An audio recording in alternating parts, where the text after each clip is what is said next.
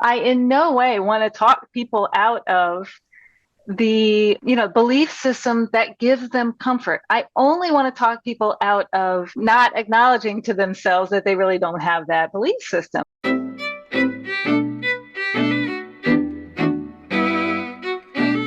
Hi, Kate. Hi, Frank. How are you?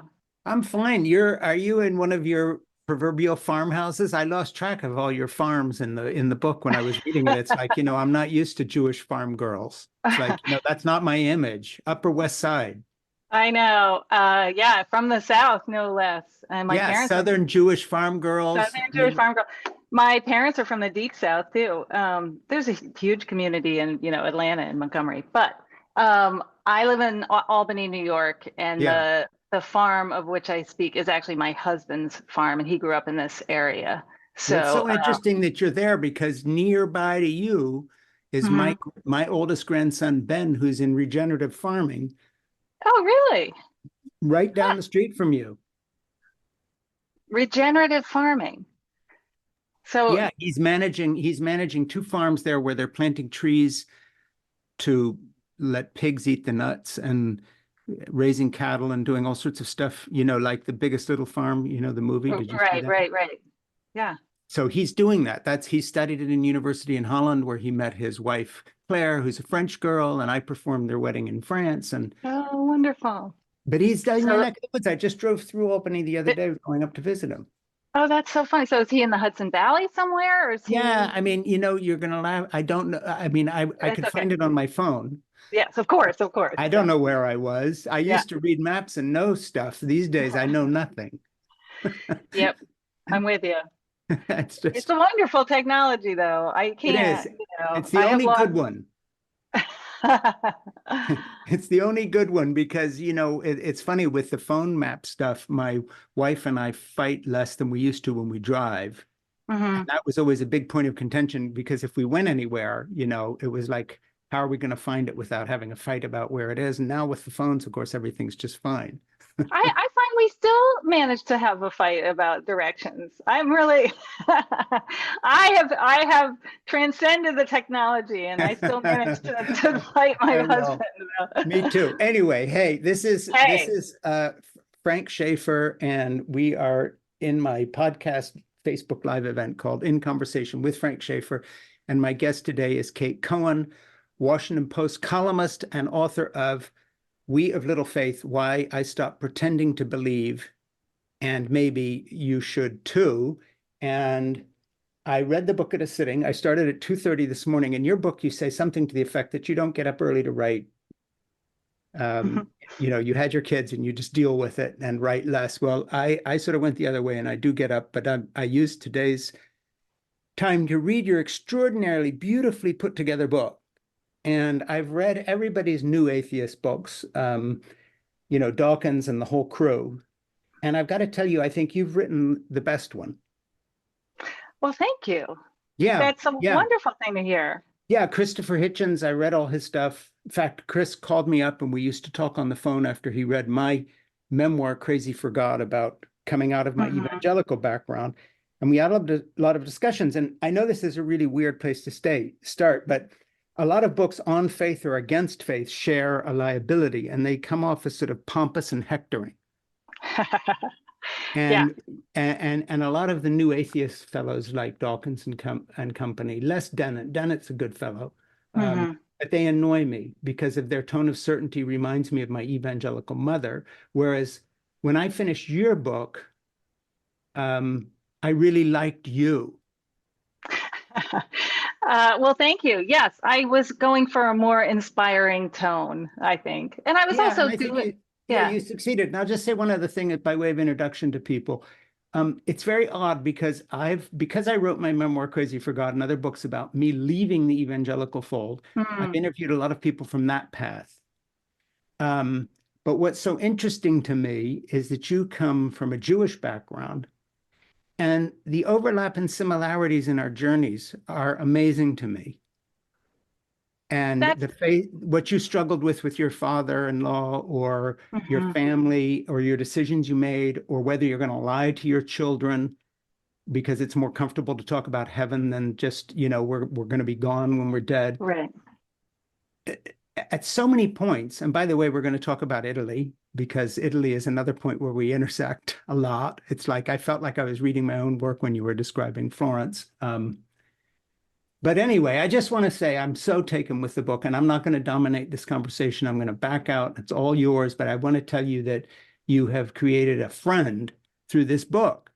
I feel like I really know you, and I love the work, and I really like you. And I've come away from a book just feeling so close to you in so many ways. So, thank you. I've got so many quotes highlighted I'm going to read. I read it. Great. I Wonderful. have tons of stuff here. I'm going to draw you out and get you into stuff. So Okay. I just want to get out of the way now and let you talk a little bit about your journey and what's in this book. And then I'm going to dive into some particulars.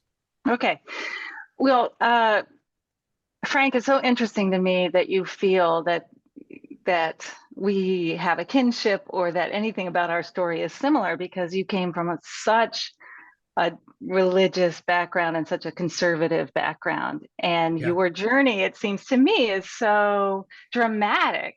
And Mhm. my journey is so not dramatic, Mhm. except, you know, except in the sense, inside our heads where we feel like telling the truth or not telling the truth about what we believe is going to be a big deal, or um, in the sense of what we imagine might happen or how we think people will see us. So in my head, it was a big deal, and I think that's true for a lot of people, that maybe they are surrounded by a more liberal family than you were surrounded by, or they lived in a more liberal, open-minded place.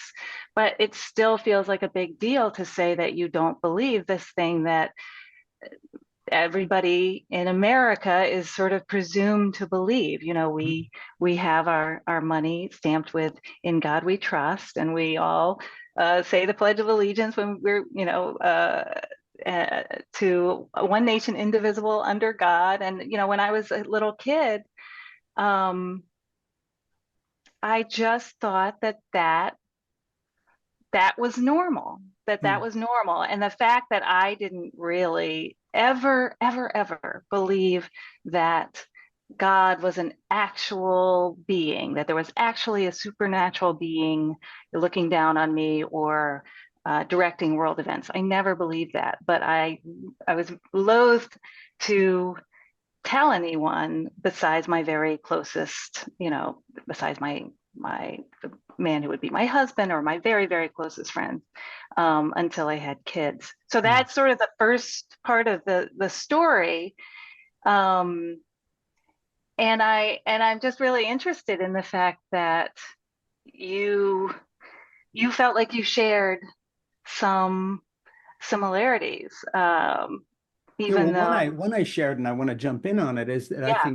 I mean, it was a brilliant point in your book that, made you a human being and made this argument real to me. And I'm going to go back and read you some stuff out of your own book, and we'll Oh talk about Lord. it. But I loved how the sort of point for you became, do I lie to my children? Hmm. And I have found that very much that I have exactly the same thing. And now I was still in the evangelical world when I was a younger father. And so for me, it was the later iterations of parenthood of getting kids growing up. But then, most particularly with my grandchildren, I have 5 grandchildren. And I have done the majority of childcare for the youngest 3. My wife and I have, but in my case, genuinely, Wow. I have. And so for the last 15 years, I've been caring for these little kids while I'm sort of on this same journey. And one of the big things of not lying to my children is not just saying, I don't know, but either being silent where I would have jumped in and said something, and or telling the truth about belief or faith or whatever it may be, or lack Mhm. thereof. Um, and seeing the difference in how I never went there with my own children because I was still at an earlier point in the journey. So my kind of departure from belief has been a longer process. And Yes. these days I would describe myself as an atheist who believes in God, in the sense that, and this was one point you did not make in your book, and I want to say this is where you and I are a bit different. Um, I have found, and I want to ask you this question and say, what do you think of this? I have found that in the logical part of my brain, I am an atheist. But when it comes to my emotional need, where I used to look for a logical conclusion and saying, well, look, this is what I've decided is true or not true, so that's where I am. I find, for instance, that I still pray. And if someone says, why do you do that when you don't believe you're praying to anyone? And I'm not being flippant when I say, well, because that's how my mother raised me. And the footnote is conditioned me, gave me psychological need, and basically made me into the person I am. So it isn't as if I'm doing this in faith. I'm doing this in the same way that the smell of a certain type of baked cake will Sure. give you nostalgia for another point in life. And I want to ask you about that. Is that legitimate from your point of view? Because you didn't cover that in your book, and I want to know. You Is can it? judge me. Go ahead and Oh judge me. no, I don't judge you at all. I mean, I think that people raise their children, we hope, in good faith, so to speak, to find comfort where they believe comfort is. And that's how she taught you, where she taught you to look for comfort. Sure. Um, and that makes perfect sense to me. And one of the reasons that I was so determined with my own children to tell them what I really believed and not sort of pass along things I half believed or thought I was supposed to believe was that I thought it was my job to give them true comfort, Mm-hmm. to show them where to find comfort in the world as it is. And that if I tried to use a kind of half-digested idea of heaven or God or the afterlife as the comfort for them to turn to, when I didn't really believe it, I wasn't really doing my job. I felt like that would be then something that they would, I would hope kind of grow out of, or Mm-hmm. or in the way that I had, or see beyond. And then where would they be left? Mm. If I hadn't, when they were really young, Well, you use the example of the tooth fairy, like, yeah. which is a good one. So that was part of what it is. They need comfort. People need comforts. Mm. And and part of what I wanted to do as a parent, or what I discovered, I didn't go into the whole thing planning it, but what I discovered was that I felt this deep responsibility toward giving them what I felt like was true comfort. Mm. And so that's why, I made the choice I made. But I don't blame you for, looking for comfort in the ways that you've been trained. I It's not even applaud you for. comfort. It's not so much comfort. It's just habit. Yeah. I know Well, how to yeah. roast a chicken because my mother told me how to roast it. I didn't say that's the best way, but I'm a good cook, and Right. that's how I do it. People say, "Well, how do you know when it's done?" It's because it's done. I don't, there are certain things you're good enough in, experienced enough at in life that it's past how do you know recipes. This is just who Sure. you are. And one of the Right. ways I am is that, listen, I don't want to waste too much time before I get into your book. I'm going to read something from your book that I think is a good Okay. set from page 52. And this is from Kate Cohen's book, We Have Little Faith, Why I Stopped Pretending to Believe, and Maybe You Should Too. And I just want to say that I think your book is a very powerful and well-reasoned and compassionate and kind and humane, and at the same time tough, well-written Thank you. argument. I really love this book. If someone asks me in the future, what is the best book that you've read that explains why someone would be an atheist? It will not be Chris Hitchens. It will not be Dawkins. It will be you. And I really think your book is fabulous. I just think it's Thank so you. balanced and good. And I love the way you work your stories from your family and your children, and Mhm. that what has shaped you is the experience of actual life and how you Mhm. deal with it first, and then sort of the idea second. Anyway, I'm going to shut up and read this. Here's a quote from Kate's book, We Have Little Faith. And when I think about the world, there's no God in or above it. It's that simple. Ask yourself, do I think there's a supernatural being in charge of the universe? If you answer no, you're an atheist. That's it. You're done. No suing, signing, marching, debating, or tweeting required.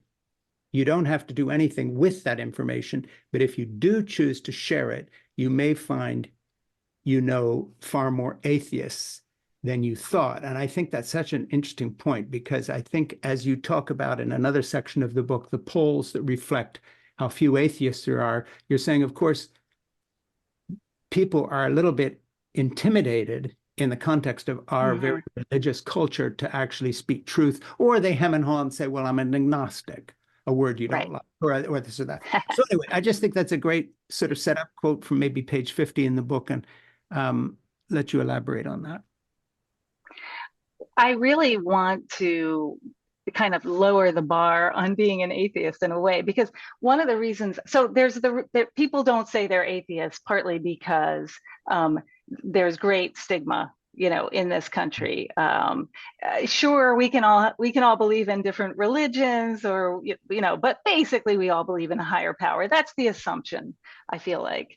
And so that's one reason that people do keep it to themselves, even in surveys, don't want to call themselves atheists. But I think another reason is that people think that it's hard work to be an atheist. And I really want to make it very clear that, you don't have to be able to explain the Big Bang.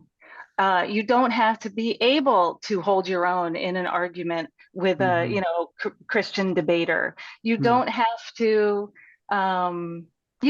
even disdain religion or religious people. There's none of that stuff. All of that stuff is kind of our image of sort of the sort of strident atheist, the strident, highly educated. Sam Harrison debate with somebody, whatever. Exactly. That's what we have in our heads, and that's just too much work. Yeah. And it's not necessary. It's not, the onus isn't on me to sort of prove that there is no God. The onus isn't on me. If someone wanted to convince me there were a God, then they would need a little bit of evidence, especially if they're going to use that information to make laws that affect me and my children. But the onus isn't on me. If I just look at the world and all the different religions in it, and I think to myself, those things, they seem made up, they seem created by people to try to explain this world. And they are good stories, but they're just stories. That's it. That's plenty. And that's okay. That's okay. So I had to kind of convince myself of that in my life. And then that's part of what I'm trying to do in my book, is just to say, the bar does not have to be that high. Well, Kate, one thing I really love, again, as I said, is you tied into your own human experience. And I think the most convincing part of your book, besides the weight of the intellectual presentation part of it, if you'd like, and the historical, religious, philosophical presentation, is just how you have been driven by trying to tell the truth to your own children. And that is how you sort of defined, what you think. I want to ask you a question. Do you have a copy of your book handy right there? Yes, I do. Can you just grab it and turn to page 7071? I have a little job for you. I don't want to interrupt. And I would like you to read what you call in here the truth spectrum. And you start with the line, oh, you haven't heard of the truth spectrum? Do you know what I'm talking about? I do know, but let me think. I don't really, that does not seem to be 7071. Well, it may be, I've been reading the Kindle edition. So if you yes. Okay, hang on a second. If you can't find it easily, I'll read it to you. You got it? Okay, I want you to start with, oh, you haven't heard of the truth spectrum, question mark, and finish all the way down to the end of the section that says, that's it. That's the truth spectrum. And you put trademark there, which I think is cute, from simply true to simply not. Do you want to read that to me and to us? Okay, because I'll do my best. Yeah, go ahead. Okay. Oh, you haven't heard of the truth spectrum. It's my completely made up way of categorizing religious attitudes. And it has nothing to do with whether your scriptures are true. It just measures how true you believe them to be. From most to least, literally true. You believe your holy text to be factual. to put this in terms of, say, Passover, that means you believe God actually appeared to Moses, quote, in a flame of fire out of a bush, Exodus 3:2. Mostly true. You believe your holy text to be generally true, but sometimes figurative or evocative rather than literal. Did the Red Sea literally part so the Israelites could walk on dry ground, the waters forming a wall for them on their right and on their left, Exodus 14:22? Okay, maybe not. But the parting of the Red Sea represents the power of God. And it was truly the power of God that permitted the Israelites to escape from Egypt against seemingly insurmountable odds. There is truth in this. You believe that your holy text contains some historical, scientific, and even ethical errors, but you can overlook these errors and focus on the wisdom to be found there, the psychological insights, for instance, that explain how the oppressed sometimes shrink from their own deliverance because of their broken spirit and their cruel slavery, Exodus 6:9, and how great leaders are sometimes reluctant leaders. Oh, my Lord, please send someone else, says Moses, Exodus 4:13. I can use this to make truth. You believe that the text in question is fictional, but still useful. This attitude is cousin to what Tim Whitmarsh describes in Battling the Gods as the deeply rooted Greek idea that myth, however mythical, contains a grain of truth. The burning bush, the 10 plagues, and the parting of the Red Sea either didn't happen or have been profoundly altered in the retelling. But the resonant imagery and dialogue, the traditional songs, and the annual injunction to tell the Exodus story give you an opportunity to talk with your kids about oppression, liberation movements, and human rights. Bullshit. You believe you should teach your kids about oppression, liberation movements, and human rights by talking about oppression, liberation movements, and human rights. No need to look at the issues through a murky lens of an ancient, patriarchal, sectarian story. Why use the things you don't believe in to talk about things you do believe in? Why start with processed foods when you can start from scratch?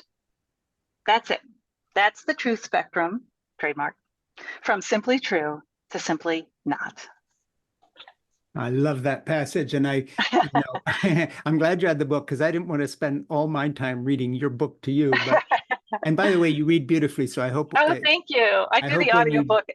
Are you going to do the audiobook or have you done it? I did the audiobook and I had a fantastic time. Well, would everybody please listen to the audiobook because Kate reads winsomely. You'll be drawn in.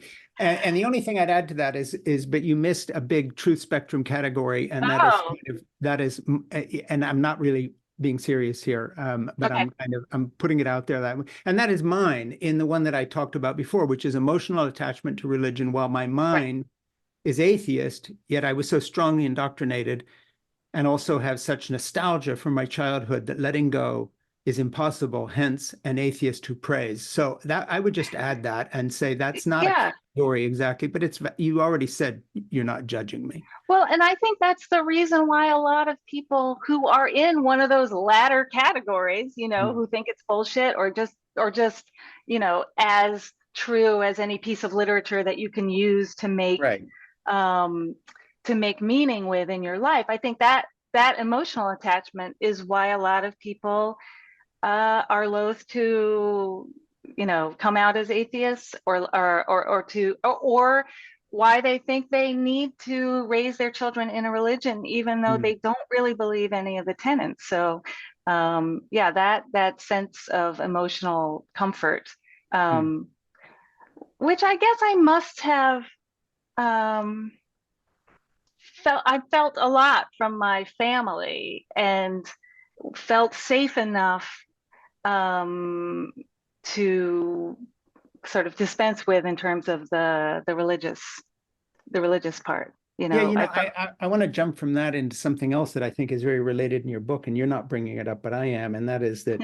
I mean, in a complimentary way, maybe you haven't seen the connection, but I do. And one thing I really adore about your book, and is that you go into the aesthetics of just human experience of beauty as your touchstone. And you talk about Florence in Italy and your favorite churches in Italy and so forth. But of course, I would bring up something, and that is that if your quiet space where you would rest your childhood legs after running around Florence was in your favorite church and churches, and you found that space, very much mirrors something that I write about in my novel Portofino, where the little boy, is sneaking into Roman Catholic churches and loves the space and uses the holy water kind of because he knows his parents will hate it because they don't like Roman Catholics, but really just enjoys that space and the smell of the incense and the candles. Obviously, your interest in art leads you not into a paradox, but an interesting area for you. And I want to probe this because you don't go into it in your book. And that is when you picture Botticelli, for instance, reviving the interest in Roman and Greco mythology with the birth of Venus and Primavera and all the rest of that, or Fra Angelico, or any of the other Florentine artists you love. I want to draw a parallel and put you on the spot a little bit with the latter chapters in your book where you're talking about the need for church or some place to meet and community that atheists don't have much of, and they try to invent this and it sort of falls flat. How do you picture passing on what you love about culture to your children when they don't know the Bible stories? How are they going to understand Shakespeare or Botticelli? A. B, if you found those quiet spaces created by people on commission serving religion, we don't know what they believed, but nevertheless, you like those places. I don't think it's an argument against atheism that it hasn't produced anything commensurate with Bach or Handel's Messiah, which you say you love Handel's Messiah, not the actual story. I'm just talking to parent to parent, grandparent to perhaps future grandparent. How do you as an atheist, and this is a real question, not rhetorical, that I don't have an answer for. How do I as an atheist, I'll put it myself, pass on the cultural patrimony that I adore, including the literary knowledge that gives my children the ability to understand Macbeth and King Lear, that they will not have outside of that biblical framework because that's Western culture? Or do we just deny all of it on the sort of a, they're all misogynists and oppressors of colonialists, blah, blah, blah, blah. So we're done with that. We're just going to read young authors that published in the last 15 minutes. That's not you. That's not me. You can tell. So where do you go with that? Well, I guess I would just say that, my kids know the Bible stories. I think in a way, it's a simple matter of expanding your concept of human creation to extend to those stories, to extend to the Bible, extend to even the framework, that metaphysical framework of Christianity. So my kids are huge consumers of art and culture. So I think it's actually important to teach those foundational stories. You just are making it clear that they're made up, just like, Shakespeare is made up. It's made up. It gives them incredible tools, both to sort of critique art and culture and to, to find things that they love about it. But you're talking to the daughter of a Shakespeare professor, so I know that. I know that. Yeah, I read your book. Remember, I actually read it. I don't. It's funny because I try to make a point at the very end. When I say that God is a human invention, or that these stories are just made up, and they're just made up the way all the stories we love are made up. I am not belittling. I am not belittling these things. I feel like my whole family, in a way, sort of exalts creativity and human creations. I've got, my kids are writers, they're musicians, they are, they've, fully respect it. It's more like, where do you draw the line of fact and fiction? And Speaking of which, how's your son's music going? Because I was so fascinated by his ability as it comes through your pages. I just wonder, how's he doing now? He's doing great. He's in his senior year of college, accompanying everyone who can get onto his schedule because he's so good at that. And then he just had an album out. So everybody search for Jesse Cohen-Greenberg on Spotify. It's terrific. Well, good. You know what we'll do is we'll link to that, by the way, Link because to it, link to yes. anything. Ernie, Yes. my No, producer, will pitch the album, and I want to listen to it too because I was so fascinated by it. He's got a song, and to your point, he has a song called "Light of the Lord." Takes place in Milan, or it takes place in Italy, and he's talking about churches, and it uses Christian imagery some, because you're right. These are the raw materials that some of our most incredible artists have used, and I wouldn't want to keep that from my kids. No, I want them to have everything. I want them to have everything. I want to jump to something here that you wrote. By the way, this is Frank Schaeffer. You're listening to and or watching In Conversation with Frank Schaeffer, and my guest today is Kate Cohen, who has written "We Have Little Faith: Why I Stopped Pretending to Believe and Maybe You Should Too."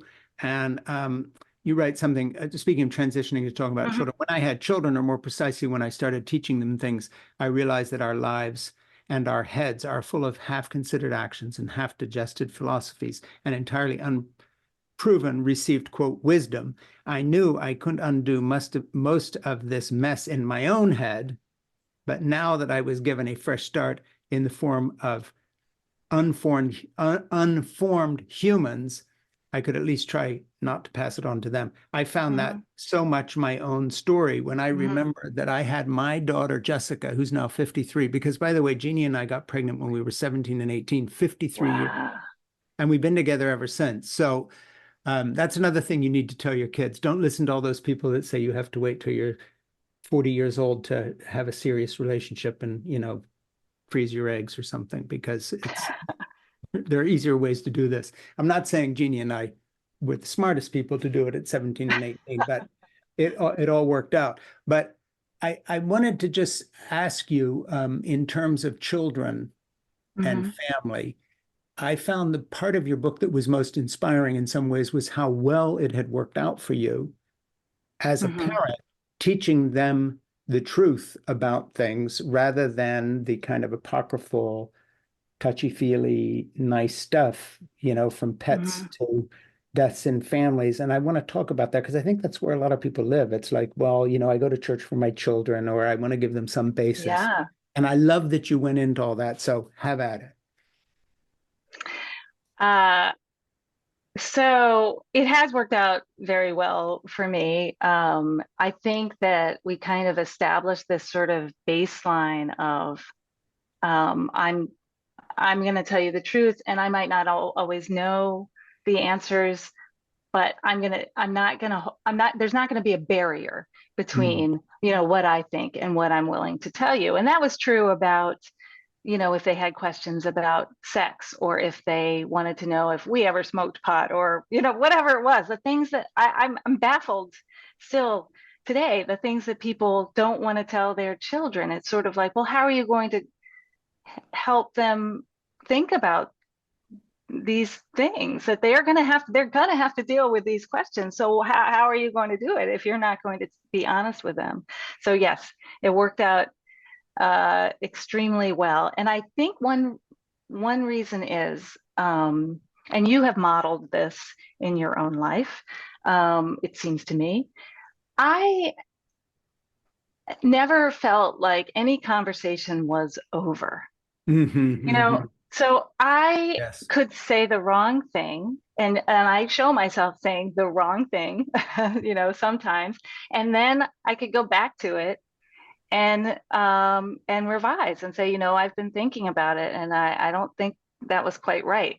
And not just about this religious thing, religious question or the question of being an atheist, but sort of in all Yeah. topics. I think that is just such a fundamental fundamental value that I have, I guess, is sort of the ability to revise, to change who I am, what I think, given new information, given other people's arguments, and then, the sort of humility to say I was wrong before. Well, And one apropos of which, and I'm breaking in here, I know, but I yeah, just want to throw good. this out. One of the more amusing quotes in your book that I love, that sort of is a hinge moment when you go from just reading Kate's book to reading her and to loving who she is a quote on page, I think 41, somewhere in there. Here I'm reading. I realize I have just breezily confessed to years of lying. The wary reader might well wonder just how much I can be trusted.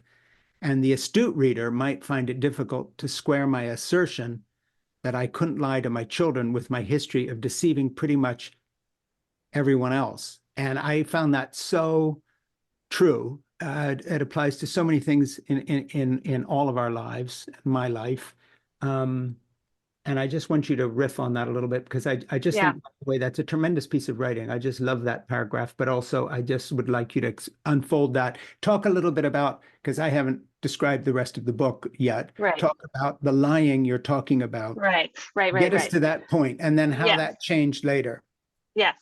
Okay, so as I said, I was raised a Reformed Jew, and I did all the things. I did the synagogue, I did the Sunday school, we lit candles for Shabbat, and I was bat mitzvah. My sisters and I were all bat mitzvah. Hmm. And all of that, involves a lot of praising God. A lot of it's in Hebrew, which I think helps. Yes, yeah. But and I never during that time, although as I said, I always sort of pictured God more as only as a literary character. Hmm. I never had a conversation with anybody, my parents or my rabbis or my Sunday school teachers or, and my relatives, about whether this God thing was really a real thing, or whether this was just a tradition that we just never had those conversations. So I also, kept that to myself after I left home and I went to college. And there was a moment in college where I actually actively lied about how much I was religious or not, just in order to basically get out of the meal plan. It's really Well, and there were your embarrassing. Italian relatives too. And then I met Italian relatives. Yes, and I met these Italian relatives that eventually I wrote their story, because they survived the Holocaust in Yeah. Florence. And Was that the I Neppi did, Modona Diaries, by the way? yes, that's right. The The Neppi Neppi Modona Modona Diaries. Diaries. Yeah. Hmm. Mhm. And it was just an amazing time. So the mother and the daughter, there's a family of four. The mother and the daughter are still alive. The father and the son had died, but they'd kept journals during that time, and they let me read them and translate them. And I did interviews with the mother and the daughter, and it was just, they were so generous with me, but I felt like that generosity was predicated to a certain extent on, I don't know, the idea that we shared a view of the world, Mm. that I was as Jewish or felt as Jewish as they clearly were. And so I did not, I was going to say I didn't out and out lie, but I was not honest about what I really believed during that Did you do a time. little Italian thing there where you go, ma, ma? I don't Oh, know. sure. Yeah. Bo. Um, Bo. That was a big one. I Bo. thought I caught that on the way Yeah. through. So, so anyway, so lying. I honestly, and I make a little detour to make this argument in the book. I am not somebody who thinks that lying is always a bad thing. I think it's a tool that people use, and sometimes it's the only tool that the powerless have, you Mm. know, in against the powerful. And I, never really even got mad at my kids for lying at me, because I felt like, okay, it makes sense. It makes a lot of sense. And but the thing about Well, lying and I is, love the way you talk to your kids after that, because you say yeah, parents often get upset when their children lie to them, but lying is in fact a totally rational response to the totalitarian regime under which children yeah, live. Parents make all the rules and hold all the power. They give and they take at will. They praise and they punish as they see fit. The only thing a child really controls is the space between his brain and his mouth. Again, that line's worth the price of the book. You thank you, really have some brilliant turns of phrase. thank And you. and then you So go on and you talk about that. So anyway, sorry, but it's just yeah, so thank you. No, that's exactly right. And so um so you have this power. We all have this power. I love mm, this power, right? I still have a landline, and sometimes, and I get telemarketers calling, and they say, "May I speak with Mrs. Cohen?" And I say, "She's not here right now. May I take a message?" And yeah, it yeah. is just like this. I just love that we have this tool. It's like this amazing thing that humans can do. However, it does create a barrier between people on purpose. You don't want to know. You don't want to have that conversation with the telemarketer, or you don't want, whatever, for whatever reason, on the spectrum from, vanity and comfort and making your life easier, all the way to this, saving people's lives by lying to, the Nazis or something. So there's, which is, what my cousins were doing. So there's the spectrum, and lying is a tool, but it is a way to create a barrier. And I just didn't want the barrier to exist between me and my kids. I just didn't want that. And that was the big sort of hinge moment for me, I guess, was this realization that that's not the relationship I wanted. And looking back, and I talk about this a little bit, I wish that wasn't the relationship that I established with my cousins in Mm. Florence either. I feel Well, like that's one I area where you and me are the same, because it was a gradual coming out. You didn't just right, one day wake up one morning and say, I don't believe any of this Jewish right, stuff anymore than I did with right. all this Christian stuff. And then you have it all. And the other thing that Yeah, I love about your book is how this isn't theory. You're trapped in your relationships. This is the hand you were dealt. That's your family. Same right. with me. So as you extricate yourself from the belief system that binds this family together, it's like, well, am I still part of this family, or was that all we had? Right. And you sort of hit right on that when you have someone come up to you and say, well, do you still consider yourself to be a Jew or Jewish? And then you Yeah. don't really answer that. You kind of unfold, well, what is this? Is it an ethnic thing, or is it belief? Yeah. By the way, where do you go with that in your now? Like, Now, not the book, just you. I mean, now I went for a time kind of just with atheists, and Yeah. now just because of the way that politics are and have been for the last few years, I think it's important to claim both identities. Mm. But I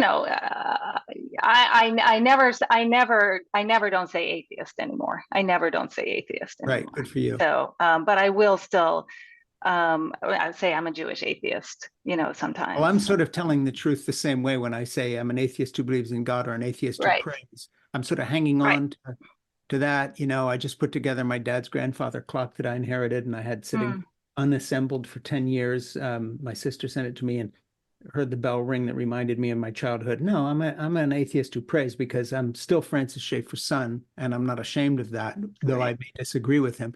I just want to mention, you're watching In Conversation or listening to In Conversation with Frank Schaeffer. Please subscribe to this podcast. These are notes from my producer, Ernie, and from me too. Please subscribe to this podcast, In Conversation with Frank Schaeffer, on Apple Podcasts, and subscribe to my Substack, which is a series of commentaries, it has to be said, at frankschaeffer.substack.com. And that will help us and help me bring conversations like this with Kate to you. And so, Kate, let me just jump into another point here that I love, a Hmm. quote that I'm going to give you a short quote here from page 78. Death is a mystery only because we insist that it is. I just love that. So let's turn the page here and start talking about death and atheism and and nothingness and how we all deal with this because Hmm. I'm in exactly the same boat. I don't see it as a problem, actually.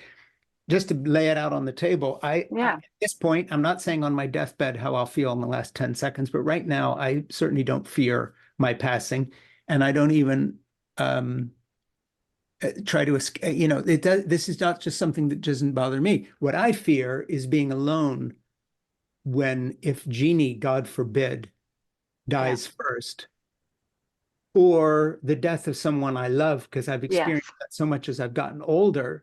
I Yes. fear death, all right, because I fear Right. loss, but I don't fear my passing because I'm totally with you. I've had general anesthesia. I've been under for 5.5 hours, an anterior dystectomy on my spine, and I might as well have been dead. When I woke up, that time was just gone. And I literally, as I threw up into a basin, it was the longest time I'd had anesthesia, was saying, well, I guess that's what death is like. And that I've experienced the nothingness now. That really wasn't scary. No, there's I no wasn't, you it there wasn't to like be when you're scared. asleep. When you're asleep, you Right. dream and you sort of have Right. awareness of time, but it was just missing. Yeah. Oh, that was okay. But I do not want to wake up one morning and not have coffee with Jeannie. It seems unimaginable. I'm completely with you. Yeah, I don't, and I say, most of the time I just try not to think about it. I yeah. mean, to be totally honest, I don't have it worked out. I've been with my husband since I was 19, so we're not too far off on I knew that you were long. my sister. Reading your book, you and me. It's us So against the that world, it's Kate. it is completely unimaginable to me. And that chapter, the chapter on death, begins with the death of the daughter of a friend of mine when my daughter was the same age, as 3 years old, and it Yeah, I just sort know. of that this is one of the reasons that I really feel like I in no way want to talk people out of the belief system that gives them comfort. I only want to talk people out of uh, not acknowledging to themselves that they really don't have that belief system. And I think that's what it is. I want to talk non-believers or sort of squishy in between believers or whatever into having sort of the courage um, to be honest with themselves and their kids and their communities. I Mm. do not want to try to change someone's mind, really. I mean, and that might be a difference between me and some of the other atheist books. I just feel like there's so many people out there who don't really believe in God, not really, Yeah. or they believe in something that they name God, but it's not really kind of a supreme being, a supernatural being in charge. And I want them to have the courage to say that, because then you can have these honest conversations that I had with my kids in that death chapter. Mm. And I feel like that's gonna that's gonna help you and your kids, but you got to clear this other stuff out before, if Yeah. you don't really believe. And I think there's just so many people out there who sort of go along with out of habit or the sense that they're supposed to. But Well, death, yeah, yeah. I'm totally with you. I'm not at all afraid of not existing. I am just afraid of and astonished by Well, the not fact that existing someone, is the least of my worries. yes, I'm I just mean, astonished by seriously, the I'm not fact. being facetious. That's the I, least of my worries. of course, well, yes, I totally agree. But Hey, I have a I question find, for you. We were having yes, trouble looking at for pages because my Kindle was popping some other page up. 93 to 95 is this passage that I want you to okay, read, all or right, as far here as we you go. want to. And it begins with how to live in the knowledge that you will one day die is, I'm afraid, only the first problem of death from the point of view of living. Can you find that? Yeah, hold on a second. I'll just start it and then you pick it up. Wait How a to live in second. the knowledge that you will one day die is, I'm afraid, the only first problem of death from the point of view of the living. The second problem is how to live with other people's deaths. And then you continue I and got it. and it goes on down to this Oh, line. you're gonna make me cry, Frank. Why? Because I had so much trouble getting through this when I recorded the audiobook, but okay. Yeah, well, hey, you know what? I mean, this is sort of Oprah. If there's not tears, and then we're going to give away cards. So, it's a small thing. And All then you right, go sounds all the good. way down to, I believe the answer to both kinds of loss is the same, to live as well as one can and love as well as one can right this All minute. right, I'm going I to do want you my to best. go Okay, for it. here we go. Yeah. I just want to say first, just so people know, that the book is in two parts, basically. And the first part is my story of basically lying to everyone and then beginning gradually to tell the truth. And in the second part, I take each benefit of religion that people think they get or do get from religion, and I try to really sort of talk about it, figure out what we get from it, and also what atheists can do if they don't have that benefit. Okay, so this is the first chapter in part two, and it's about death, because I really think that is in case nobody wants to go on to the next chapter, I really think that death is the number one, it's the reason why religion was invented. That's what I believe, that humans are struggling to face the fact that we're going to die someday, that we're mortal. And so this is from the death chapter. And this is toward the end. The second problem is how to live with other people's deaths. Far worse than imagining my own non-existence is imagining my husband's warm body in bed next to me turning cold, disappearing, evaporating in a cruel time-lapse aerial shot, covering what, 20, 30, 40 more years if we're lucky? Blink of an historical eye, here and then gone, smelling of sweat and wood smoke and apple, and then gone. Whistling in the shower, drum rolling down the stairs, centering my life, and then gone. When my friend's daughter died, I made myself picture the loss of my own little girl. The way she stood on a chair at the kitchen counter and said, eyes twinkling, finger in the butter dish, "Can I have a taste of butter?" Gone. The way she sat in her booster seat and pretended to talk to her daddy on the phone, saying, "Well, sorry, we just left the grocery. You should have called before." Gone. The way she'd hold my cheeks and kiss me 8 times and then ask, "How many times was that?" Gone.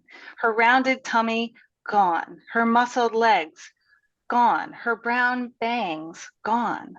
Her little fingers on which she proudly displayed fingernails, not bitten, all gone.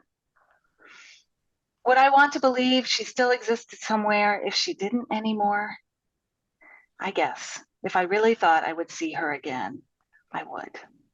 But mostly I would want her back. Want her back. Want her back. I would never not want her back, never not want to go back to the day before I lost her. I would only maybe years later learn not to think about it as much. The strange thing is, as I write, when she's now 16 years old, crocheting in her bedroom, floor made of unfolded laundry, walls made of fandom and feminism, I still want that little girl back. Mm. I love Lena as she is now, and I love being her mother now. My only complaint is with the passage of time. I will never again hold. Indeed, I am frighteningly beginning to forget the girl who said "sweater" for sweater, who matched striped tights with a striped shirt and a flower print skirt. The 4-year-old is gone. The 7-year-old is gone too, the one who dressed like a teen pop star, the one who, while her big brother fought his fear of death, begged to get out of the car and look at the dead squirrel in the road. The one who was fascinated by car crashes and Renaissance paintings of saints suffering their gory fates. Today's Lena distracts me from the loss of yesterday's, but still I feel the loss, not the death of my child, but the death of her childhood. Mm. This sense of loss is of a different order of magnitude, of course, a faint ache rather than what I imagine would be searing, breathtaking pain. I wouldn't even mention them together. Oh, my dear old friend, forgive me. Except that I believe the answer to both kinds of loss is the same: to live as well as one can and love as well as one can right this minute. Mm. She's 18 now. Yeah. So, yeah. It's a beautiful, beautiful passage, and it fits so well Thank with you. my own writing on my own family experiences. I'm working on a book now, and I marked that and put underneath it the section that I think I'm going to quote that in something I'm writing. I just love that. It evoked for me something I call living nostalgia. And it's Yeah. why I'm not going to mess with my camera, but if you look behind me, a lot of this is my artwork. But on this wall next to me, I've got all these pictures my children and grandchildren have done. And now I'm feeling that because my 15-year-old granddaughter, Lucy, calls me up and says, I haven't seen you this week. Will you take me to lunch? And then this is her fingerprinting, finger painting next to me. And that loss of time with children is really poignant. And I just think that passage captures that aspect of being a parent as well as anything I've ever read. It's just a gorgeous, gorgeous piece of writing, but it's so true. I mean, that's when I was saying, I wound up finishing this book feeling so close to you. Mm. Because you and I, it isn't just this philosophical journey away from belief. The best parts of your book are really about, you and your family, the story you tell and the love of art you have and so forth. So let's talk a little bit about Italy. You've been there with your kids, and then you were there younger with this Jewish family connection lying to them, as you put it. And then you've gone back since, probably as income and finances provide. And you we're over there a lot. I have nowhere to go with this except I want to talk about Italy and the churches. Yes, I love it so much.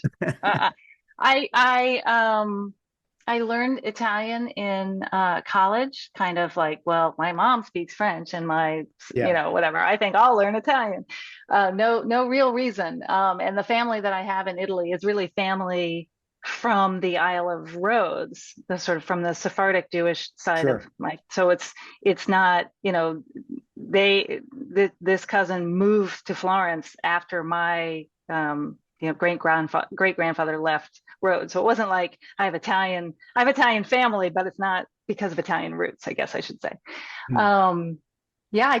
I just love the country. I love the language. I love the food. I haven't been back as much as I would like, but I do just adore it. And I feel like it is so various and so rich for such a small place, So and unique in that sense, because there's other countries that I think love. so. I grew up in Switzerland. I went to school in England, blah, blah, Yeah. blah. But Italy is unique. And of course, it has something to do with, you go to Perugia, and then all of a sudden, here's all the Etruscan stuff. And then, that's Roman and Greco. And then, they were importing things from Egypt. It isn't just all, 12th century Roman Catholics all the way down. It's far bigger than that. And I know, a hackneyed term, the cradle of civilization, but it certainly comes close for the West, that's for sure. And they keep doing things like there's this new passageway now near the Medici Chapel that was just reopened for the first time, where there are these charcoal Michelangelo drawings on the walls. And now it's open to the public. And before that, it was closed and so on. And it's always like, well, how, you mean that's been there that whole time? And I never went there. It's bottomless. It's bottomless. Yeah. And are your family in Florence? The people that I interviewed with, yes. Florence is and so you've been to and I talk about Santa Croce in my I know church chapter, as you know, as the place that I can imagine, one of the places, I guess, that I can imagine this just incredible sense of peace. I mean, those churches, they are an argument for God.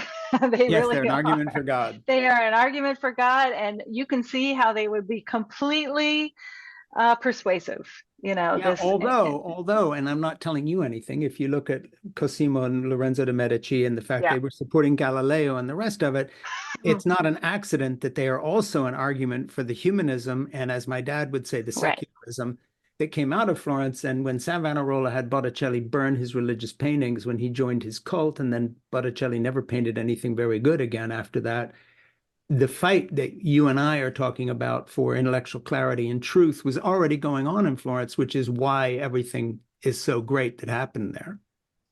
Yeah, Wasn't that's the Roman right. Catholic Church. It was the pushback against the Roman Catholic Church that gave us the Renaissance and later the Enlightenment and so forth.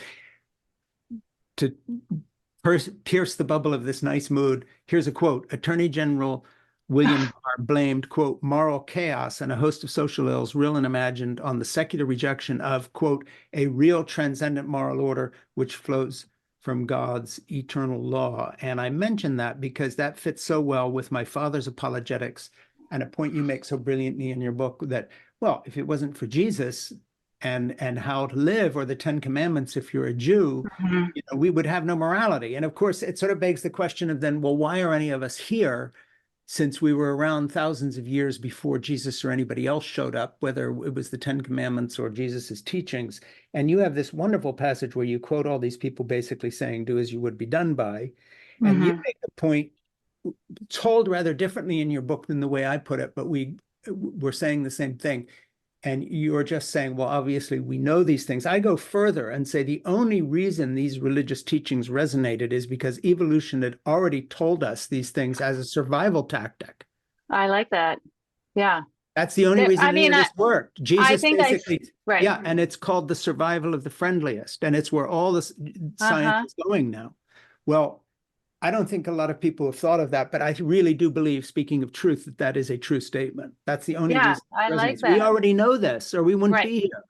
Every religion, you know, and I quote all the different all a few Yeah. of the religions that sort incorporate some version of the golden rule: do unto others as you would have them do unto you.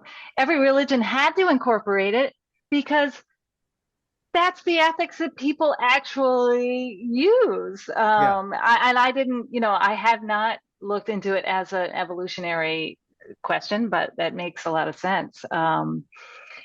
You know, the morality thing just, I mean, it would entertain me if it weren't so politically urgent right now. But just the idea that morality comes from religion is just so easy to dispense with, and you don't even have to point to, you know, immoral religious people. You know, all Right. you have to do is point to the arguments that people make and which parts of the, you know, their holy books they focus on and which they don't, you know, because everybody picks and chooses. So Yeah. what are they using to pick and choose with? You know, they're using their own innate sense of ethics and morality. And You know, yeah. something that I read recently that I've talked about, and I have it to hand here because I'm using it in another context. It's a book called The Old Way, A Story of the First People by Elizabeth Marshall Thomas. And I want to recommend it to you. Okay, And thank that you. is, she lived with the Sand people in the Kalahari in the 1950s before anybody showed up. And what she describes here in terms of their own ethics, these are hunter-gatherers that had no contact with the outside world ever, and had probably been in the same place in the Kalahari, and this is not a typo, for 80,000 years. Wow. Why are they still there? Because they practiced compassion, they took care of each other, they were loyal, women had rights, they were not barbaric to each other, and they had no Christian or other ethical deities that taught them shit, nothing. And yet, when you read her book, and she's not making this point, I'm making it, what you come away saying is, gee, you know, they did all this without Jesus and the Ten Commandments. How did they get there? So the funny thing is, her book, The Old Way, A Story of the First People, is the closest I've ever come to reading something on anthropology, evolution, and development and ethics that has ever proven in a really fact-based way through observation that this is what evolution taught us, and this is why they survived, and it's all the ethics that I was taught only come from the Bible. Right. And Yeah. and really, I recommend the book to you because as you go forward with this line of thought, I think it will. Very few books have sort of changed the way I look at things. And this one actually filled in a missing piece because it was like my dad's apologetics were not right. I know that the only reason we're moral is not because Jesus said something or the Ten Commandments, and without this, we'd Right. be slaughtering and raping our way through history, or we wouldn't be here. Right. But that book, The Old Way, is very important. And I want to Oh, say the check it same out. thing. Yeah. Yeah, I want to say the same thing about your book. And that is, I think that Kate Cohen's book that we've been talking about here, We Have Little Faith, Why I Stopped Pretending to Believe, and maybe you should too. I honestly want to recommend this as a kind of a must-have read for anybody. Because if you're a Christian and you're battling these ideas and so forth and so on, you deserve to hear the argument made as well as it will ever be made. And that's Kate's book. So if you're not, and you're on the same passage I'm on, and you're out of this, it's something that you need to digest because it's always good to hear the argument made better than you can make it. And Kate's made this argument better than I can make it. So I want to add this book to a book club that I'm putting together that will hold books out for special notoriety. Sort of Ernie came up with this, my producer. We have It Has to Be Said, which is my commentary thing that has many thousands of viewers. And we're going to add a little book crib called It Has to Be Read. Oh, I like that. Yes. Ernie's a brilliant man, and he's my media guy. You can't have him. Oh, no. But anyway, one of these is this. Okay. Kate, your book is another. I'm doing this new book. Wait, I'm going to have to hold mine up. Here's mine. Yeah. Yeah. And I only have yours on Kindle, so I can't. No, do it again. Do it again. Okay. Hold it up. And we are going to be using your book in our series. It Has to Be Read. Oh, fantastic. So we're going to revisit it as part of our book club. And we can't do that for all the books we do, but books that really grab us go on that list. And we're putting your book on that list. So we're going to keep pushing this book. And we will link to everything you do. So please tell Ernie when I ring off, stay around and just tell him what you want us to link to that will help you. Okay. And the other thing I'd ask you, I ask everybody, Kate, who's a wonderful, interesting guest as you've been, if you think of somebody else we ought to be interviewing, tell Ernie. I will. Some author, you've got Andrew Seidel coming right up. Yeah. I saw. So that would be one that I would definitely, making that link between being honest about your belief. We didn't really talk about this, but making that link between being honest about your beliefs and the political situation we're in right now. Well, I didn't go there on purpose because I thought if I go there, that's the whole conversation. Yeah, I need to come back. Obviously, we need to have another conversation. Well, Ernie, we really do need another conversation because at a time when being a Jew in this country is fraught, I want to go there and I want to talk about all of this. With you because I know you have thoughts, but today was your book. All right. Well, I appreciate it. Really. Yeah, today was your book and I love the book and it's well done and you're a lovely and good person. So thank you. And this is Kate, pick Ernie's telling me right now, Kate, pick a friend to bring and do a conversation with us. Oh. It doesn't have to be one sitting there in your farm. You can pick a friend anywhere and have her from Italy or wherever it might be. Somebody you want to talk to. But I get to think about this, right? Yeah. Okay. And you can tell Ernie, I want to show up and talk about being a Jew in America right now with the election. Okay, great. I want to talk about Donald Trump. I want to do whatever you want to do. I want to talk about Hamas and Israel. I want to talk about a book I'm working on. And here's somebody that we'd find interesting. And let's have a conversation. The three of us can talk. That sounds great. That would be fun, wouldn't it? Because I bet you have ideas on that. That would be really fun. But this has been fantastic. Well, you are fantastic. It's easy to be fantastic when the author's fantastic. Just lovely. Thank you. And I really want to keep our relationship going. Good. Because you were 19 and you're married all those years, and I was 17 and 18 with Jeannie. So we have, besides everything else, we have a whole bunch of things. Right. I'm 53, just like your daughter. And I'm 71. Okay. So, I can, if you want to know what it's like 20 years down the road. Check in with you. This was great, Kate. Thank you. Thank you. Yeah, all the best with the book. Thank you. Ciao, Bella. Ciao.